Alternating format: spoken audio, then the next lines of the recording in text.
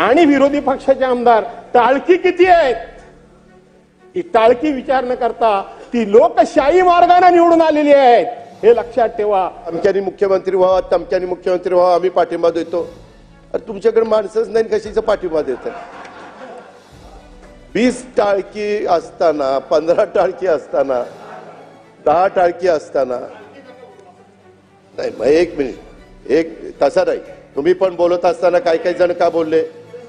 तुम्ही लोकशाही मानता ना, तुम्ही डॉक्टर बाबासाहेब आंबेडकरांची घटना मानता ना, मग डॉक्टर बाबासाहेब आंबेडकरांच्या घटनेनुरूप लोकांनी आम्हाला निवडून दिलाय, लोकशाही मार्गाने आम्ही निवडून दिलाय. लोकशाहीचं जर मोठेपणाने महत्व राखायचं असेल, लोकशाहीची सभ्यता राखायची असेल, तर तो विरोधी पक्ष आहे की सत्ताधारी पक्ष आहे, तो छोटा आहे, तो मोठा आहे, त्याचा गट केवढा आहे, यापेक्षा लोकशाही समृद्ध करायची असेल तर छोट्या पक्षाला योग्य ते स्थान, योग्य तो मान आणि योग्य तो सन्मान राखणं म्हणजे लोकशाहीचा सन्मान राखणं, हे विसरू नका. मी मगाशी पण म्हणालो होतो, मी नेहमी सन्माननीय सदस्यच म्हणतो. पहिल्यांदा तुम्ही नव्हता, परंतु सन्माननीय सदस्य भास्करराव जाधव आणि मग इतर सगळे सन्माननीय असं म्हणून तेवढं ते सन्माननीय असं नाही. मग तुम्ही पण बोलत असताना काही पण बोलायचं. मुख्य आता हा एक तर तुम्हाला भास्करराव माहिती आहे, 5 वर्ष ह्या सरकारला ब्रह्मदेव आला तरी कोणी धक्का लावू शकत नाही, हे विसरू नका अध्यक्ष महोदय. आणि म्हणून मला तुम्हाला सांगायचं आहे की ठीक आहे, गेली 3 वर्ष गेली ती गेली. आता बहुसंख्येनं तुम्ही त्या ठिकाणी आलात. आजच्या सुद्धा बजेटमध्ये इथं आमच्या कामांना काही पैसे नाहीत, काही पैसे नाहीत. विकास करा, आम्हाला वैयक्तिक करू नका. माझ्यासारख्या माणसाचं तर एक बदलीचं कोणाचं पत्र असणार नाही, सिंगल पत्र असणार नाही. माझं वैयक्तिक काम कुठलंही करू नका, पण सार्वजनिक कामं करताना जनतेची कामं आहेत ती तुम्ही सर्वांनी करावी. अशा मी अध्यक्ष महोदय हे सगळे बोलत असताना मी कधी त्यांना डिस्टर्ब केलं नाही. गप खाली मान घालून ऐकत होतो. ते मला इकडून मारत होते, तिकडून मारत होते, मी आपलं करतो. मला सभागृहाला एक प्रश्न विचारायचा. 1995 पासून माझ्या बरोबरचे अनेक सहकारी आहेत. 1995 ते 99 आमचं सरकार होतं.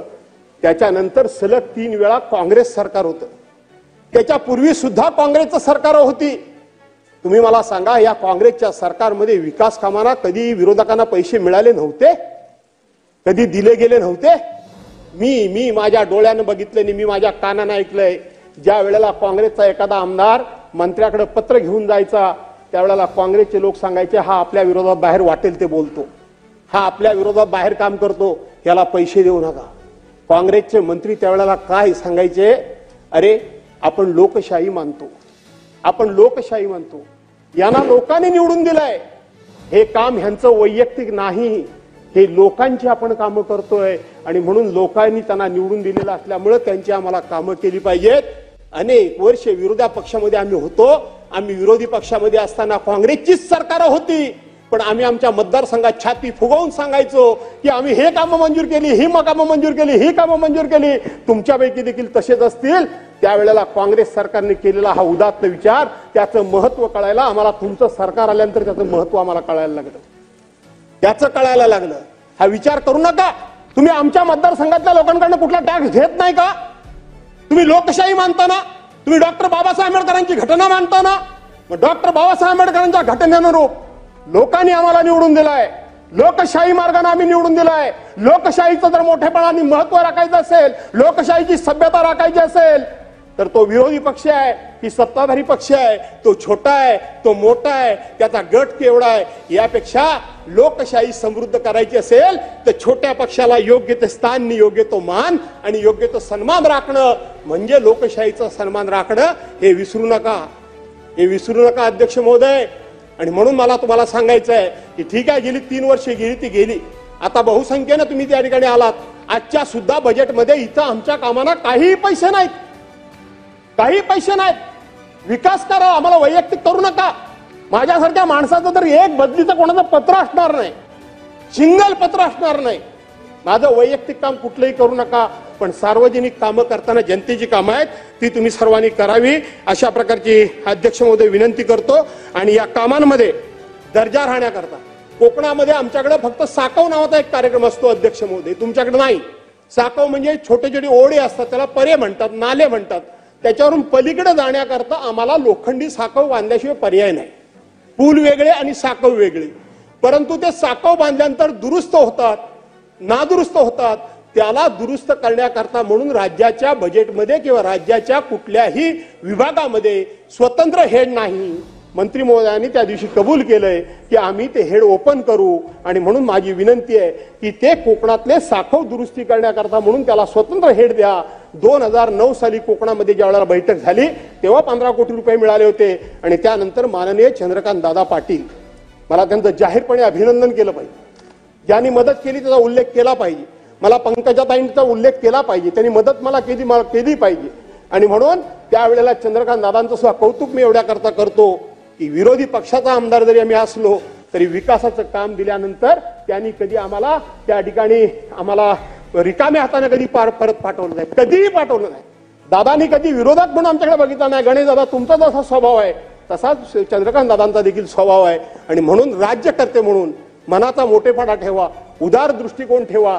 आणि विरोधी पक्षाचे आमदार टाळकी किती आहेत, ही टाळकी विचार न करता ती लोकशाही मार्गाने निवडून आलेली आहेत, हे लक्षात ठेवा. आणि म्हणून तो त्यांना मदत करणं म्हणजे लोकशाहीचा सन्मान करणं, अशा प्रकारचा या ठिकाणी मी आपल्याला विनंती करतो. आणि म्हणून पुन्हा एकदा या मागण्यांना विरोध काही करत नाही, परंतु माझ्या या ठिकाणी मी विचार व्यक्त करत असताना मी पुन्हा एकदा सांगेन की विरोधी पक्षाचा सुद्धा योग्य तो मान सन्मान आणि त्यांना सुद्धा या निधीमध्ये तरतूद करावी, अशा प्रकारची विनंती करून, आणि ज्या चौकशा 3 मागितल्यात मी त्याही द्याव्यात अशी विनंती करून आपली रजा घेतो. जय.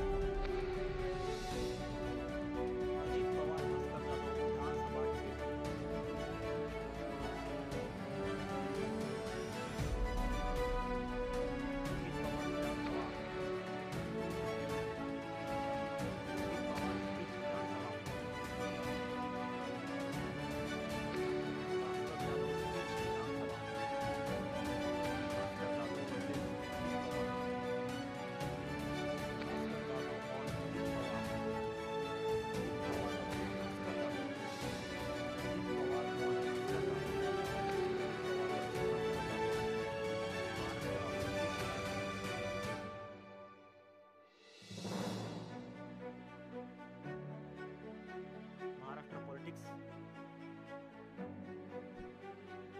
Ajit Pawar, Bhaskar Jadhav political exchange. Ajit Pawar response to Bhaskar Jadhav.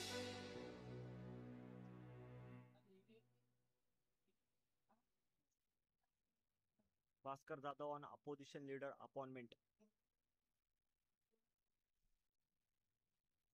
Maharashtra budget session 2025. Vidhan Sabha proceedings. Maharashtra Assembly live. Maharashtra Vidhan Sabha live.